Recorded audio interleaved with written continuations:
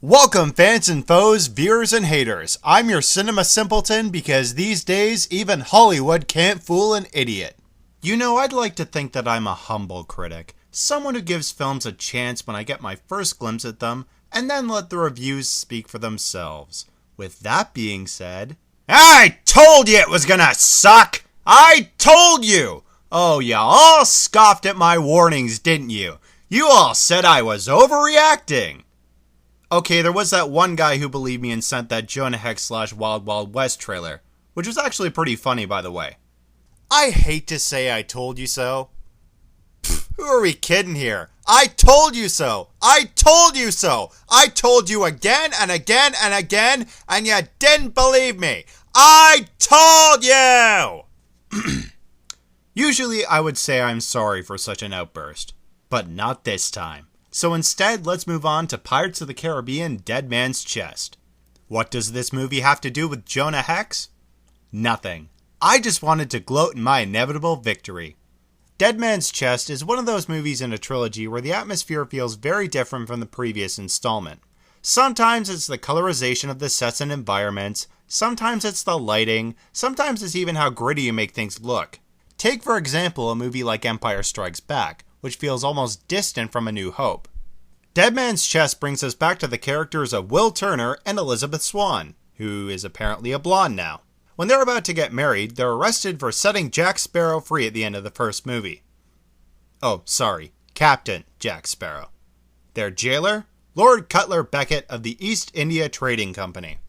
Ugh, Beckett. Look, I get that Tom Hollander gave his all in this performance, but there's just so much of this antagonist that feels discomforting on how he's written and directed. Lord Beckett is the representative of imperialism who wants to see piracy eradicated for good. He acts like this all-powerful strategist who works behind the scenes and sees his goals accomplished. The problem? This guy is lame! Cutler and Jack have a history together, which is precisely the reason he's after him. Apparently they both left marks on each other, with Beckett leaving Sparrow the Pirate P brand on his wrist, and Jack leaving Beckett with... Okay, the franchise never revealed what mark Jack left on him, which frankly ticked me off by the end of the third movie. But basically, this is how Beckett is portrayed to the audience. He's a spoiled, peppy prince that thinks he can do whatever he wants.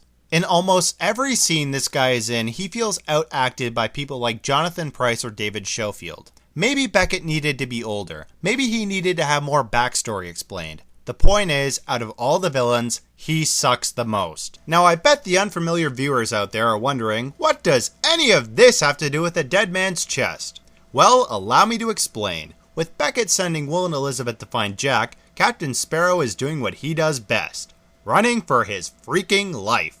Apparently Jack made a deal with Davy Jones, the ruler of the seas, that involves him becoming part of his crew for 100 years. So Jack starts after the one thing that he can use as a bargaining chip against Jones, the Dead Man's Chest. How is it important? What's inside the chest? Sorry, unless you want a review with spoilers, I can't tell you anything else. Remember how simple the plot of the first movie was? Undead pirates have kidnapped a girl that they intend to use as a blood sacrifice, and two guys go to rescue her and stop the pirates. With the sequel, there's way too much going on! Some of the stuff is just overplayed, or to put it bluntly, irrelevant. Take the Cannibal Island scene for example. It's total filler. It doesn't move the story forward whatsoever. Throughout this entire film, these characters are running around the Caribbean islands with a parade of story arcs following them. And here's the kicker.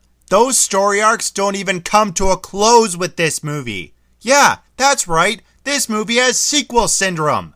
I didn't compare it to Empire Strikes Back for nothing. But that isn't to say there's nothing worth watching about the movie, because you will get some great new characters along with some deeper analysis on the old ones. Our new villain is, of course, Davy Jones, played by the wonderful Bill Nighy. When you need a character who's supposed to be larger than life, you keep Bill Nighy's number on speed dial. He makes Davy Jones the ghostly legend you would expect him to be, but also giving him some more humanity. Jones is a deal maker who loves to make people suffer just like him. He's got a wrath that only Jack Sparrow would think he could outrun. Did you know that when critics first saw this movie, a number of them actually thought Nighy was wearing prosthetic makeup, but it's actually CGI with makeup only around his eyes and mouth. Even though I wasn't a film critic at the time, I still knew that it was digital, but that didn't mean that these critics were idiots to think that either. These are some pretty impressive visual effects on him. And as always, Hans Zimmer provides the grand score that we love to listen to, while the pirates give the same action that we hope to see. Now regarding the latter, you don't see a lot that's new here, but you gotta admit, that three-way sword fight between Jack, Will, and Norrington was pretty cool. Oh yeah, I almost forgot to mention, Norrington is back in this movie too. You know when he shows up? At the halfway point! Yeah, they mention him once, and then boom, he appears out of nowhere and suddenly joins the plot. That's pretty lazy writing, guys.